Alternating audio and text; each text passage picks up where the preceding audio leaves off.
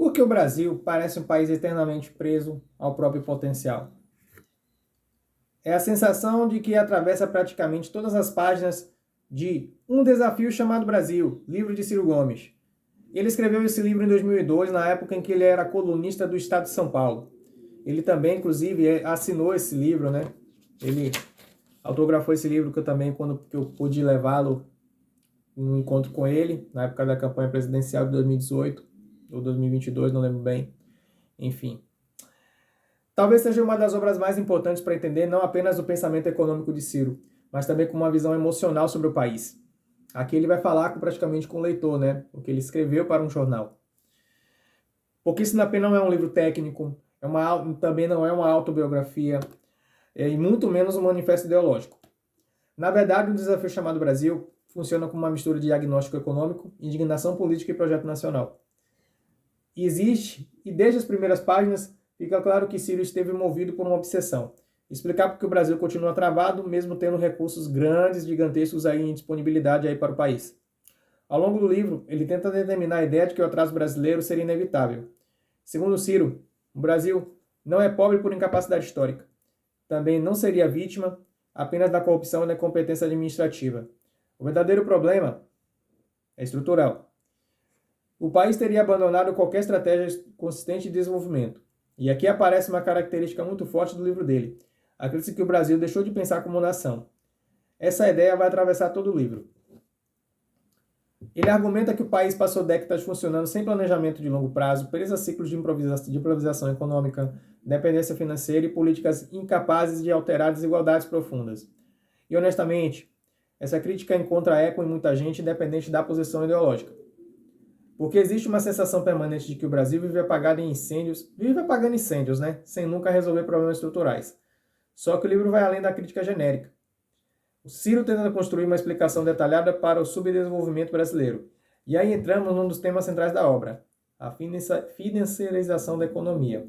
Segundo ele, o Brasil se tornou refém de um modelo onde juros altos, especulação financeira e concentração bancária sufocavam a produção nacional. Na visão de Ciro, o Brasil se tornou refém onde o país abandonou sua capacidade industrial e passou a depender excessivamente da exportação de commodities, crédito caro e consumo financiado. E aí aparece algo importante. Isso não é um discurso improvisado e recente. Ele está falando isso já em 2002. Quem lê Um Desafio Chamado Brasil percebe que Ciro além praticamente da mesma linha econômica há décadas. Industrialização, soberania, crédito produtivo, reforma tributária, fortalecimento da educação e planejamento estratégico vai aparecer aqui constantemente.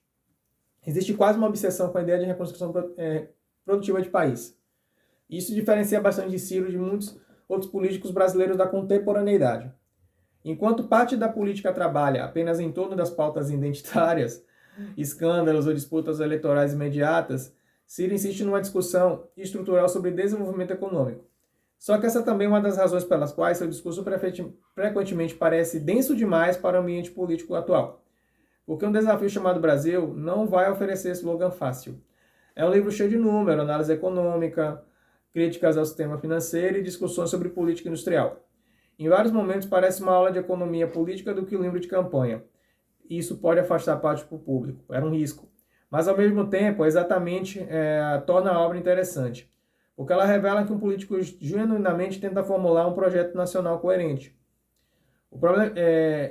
O caso é que o livro também expõe algumas limitações importantes no pensamento de Ciro Gomes. Talvez a principal delas seja a confiança muito forte na racionalidade técnica. Existe uma sensação constante que se o Brasil adotasse as políticas econômicas corretíssimas, naturalmente encontraria o caminho do desenvolvimento.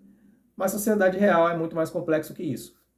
Não basta apenas apresentar solução técnica, é necessário construir poder político para a implementação. Talvez seja justamente que aparece a grande contradição da trajetória de Ciro Gomes, porque ele frequentemente parece mais confortável elaborando diagnóstico econômico do que construindo aliança política duradoura. Ao longo do livro, existe uma crítica pesada às elites brasileiras, ao sistema bancário, ao rentismo e ao comportamento histórico das classes dirigentes. Isso em 2002. Segundo Ciro, parte significativa da elite nacional teria se acomodado no modelo econômico dependente e financiarizado. E aqui o livro ganha um tom quase nacionalista, não sendo militar, autoritário, mas não no sentido militar autoritário, mas no sentido de soberania. Ciro insiste muito na ideia do Brasil, que precisa recuperar a capacidade de decidir seu próprio destino econômico, sem submissão excessiva ao mercado financeiro internacional.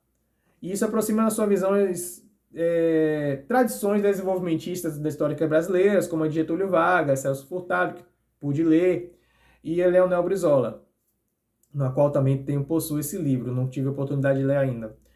Aliás, Brizola parece pairar sobre boa parte do livro como referência simbólica que ele utiliza aqui. A ideia do desenvolvimento com forte participação do Estado aparece constantemente, só que Ciro tenta evitar tanto o neoliberalismo radical quanto o estatismo absoluto. Ele propõe algo assim intermediário, um Estado estrategista, um governo capaz de coordenar investimento, crédito, educação e industrialização sem necessariamente controlar a economia toda. E aqui um livro entra numa questão muito delicada, o papel do Estado brasileiro.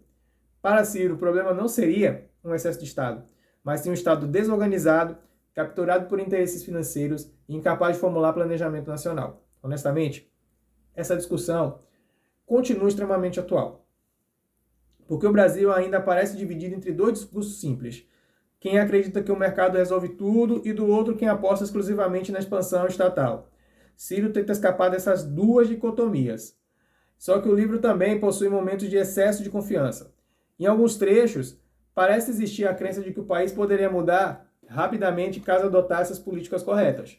Mas desenvolvimento histórico raramente acontece de maneira linear, porque tem pressão internacional, limite fiscal, disputa regional, interesse corporativo e instabilidade política permanente. E talvez o livro subestime justamente o tamanho dessas barreiras. E ainda assim existe algo extremamente relevante na obra. Ele tenta pensar o Brasil estruturalmente. Isso é muito raro. Especificamente uma época que boa parte do debate político se resume a escândalos diários, frases de efeito e polarização emocional. Um desafio chamado Brasil tenta discutir o país como um projeto histórico. Isso dá ao livro uma densidade interessante. Ao mesmo tempo, a obra revela muito da personalidade de Ciro Gomes. Indignação constante, tom professoral, impaciência com simplificações e sensação de urgência histórica. Como se o Ciro enxergasse o Brasil como um gigante sabotado continuamente a si mesmo. E talvez seja justamente por isso torna o livro tão revelador. Ele mostra que para Ciro Gomes, o problema brasileiro não é falta de potencial, é falta de direção. E no fundo, um desafio chamado Brasil não é um livro sobre economia. É um livro sobre frustração nacional. Sobre um país que promete muito há décadas, continua incapaz de transformar potencial em desenvolvimento sustentável. No final da leitura, fica uma pergunta inevitável. O Brasil ainda é capaz de construir um projeto nacional de longo prazo ou já se acostumou apenas de sobreviver administrando crises? Talvez seja a grande angústia presente em toda a obra de Ciro Gomes. E talvez também seja a razão pela qual os livros continuam despertando tanto interesse, mesmo que pessoas discordem profundamente dele. Deixe sua opinião sobre esse livro nos comentários. Se inscreva também nesse canal, ative as notificações com o sininho e também compartilhe muito esse vídeo. E até a próxima!